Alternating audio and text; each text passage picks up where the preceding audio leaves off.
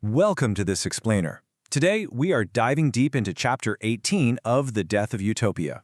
We're going to vividly map out something absolutely incredible, the literal, geographic collapse of a decades-long armed insurgency. We aren't just looking at data here.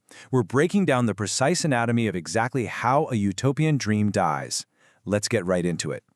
We usually think revolutions end with these massive cinematic battles or dramatic peace treaties, right? But the author hooks us immediately with this quote, arguing that the reality is actually much quieter. Insurgencies often end in a procession, one by one, weapon by weapon, name by name, with people simply choosing to walk away. It's a slow leak, not a blowout. Okay, Section 1, Theory versus Reality. So, let's look at the core conflict here. For over half a century, the movement relied on this incredibly rigid doctrine. It was the promise that the masses would inevitably rise up and history would simply march forward in their favor. But, well, reality completely crashed into that theory. History didn't march to their script at all. It turned around. The open-source reality, as the text points out, is that tens of thousands of members just dropped their weapons and walked away. Now, you might be wondering, why is simply walking away so devastating to the movement? Enter Karl Popper's concept of falsification. Think about it like a science experiment. A failed experiment disproves the theory, right? Well, in this jungle war, every single voluntary surrender isn't just a lost soldier. It's a breathing, walking piece of evidence literally proving the doctrine false. Every exit shatters the myth that this revolution is somehow inevitable. Section 2. The Falsification Event. What's really fascinating here is how the author frames the greatest existential threat to a dogmatic ideology. It actually isn't a rival army with bigger guns. It's an open society. A society that simply gives people the freedom to admit they were wrong, change their minds, and just leave. The book calls this the quiet violence of an open door. It doesn't destroy the fighter at all. Instead, it completely destroys the belief that was holding them captive in the first place. And because of that open door, the author outlines 5 crucial pillars of Maoist warfare that completely fractured after 2016. First, manpower thinned out so drastically that units couldn't even sustain rotations. Second, vast territories permanently slipped back to government control. Third, their coercive underground tax networks totally collapsed. Fourth, the recruitment of youth practically flatlined. And the absolute biggest hit, their claim to moral absolutism evaporated the exact moment their own people systematically chose to abandon the cause. Moving on to Section 3, the Mechanism of Amnesty. So how does a temporary surrender actually become a permanent exit? Well, here is the brilliant, almost ironic mechanism the book details. The open society didn't just use the military to win, it used the law. It's a 3-step process. Step 1 is voluntary surrender.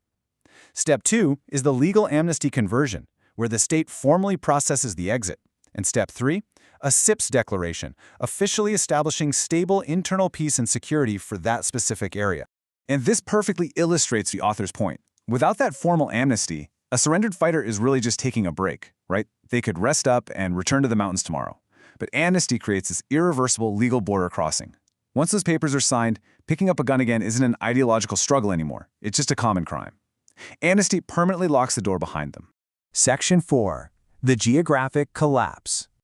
This legal mechanism directly drives the physical shrinking of the insurgency. The open-source data lets us literally watch a utopia die on a map. We aren't relying on top-secret, classified intelligence here. We're just watching historically red, conflict-heavy zones officially transition into peaceful, green, insurgency-free territories.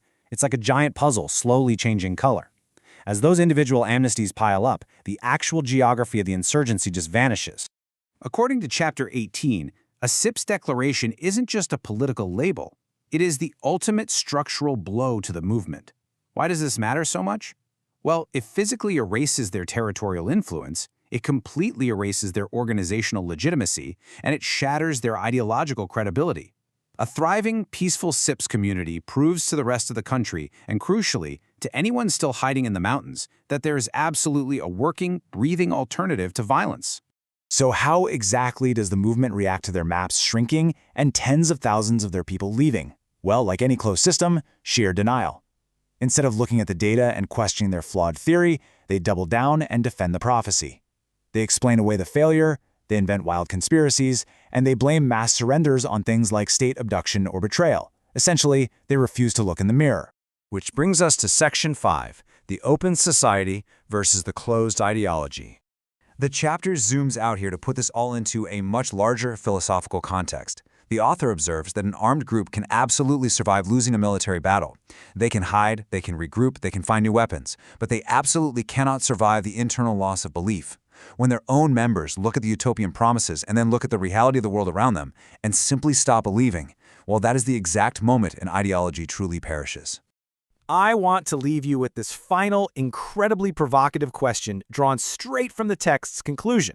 If a revolution isn't historically inevitable, and if its core theory is actively proven wrong by thousands of people simply choosing to walk away, is any utopian idea, no matter how grand, truly worth the sacrifice of a single human life?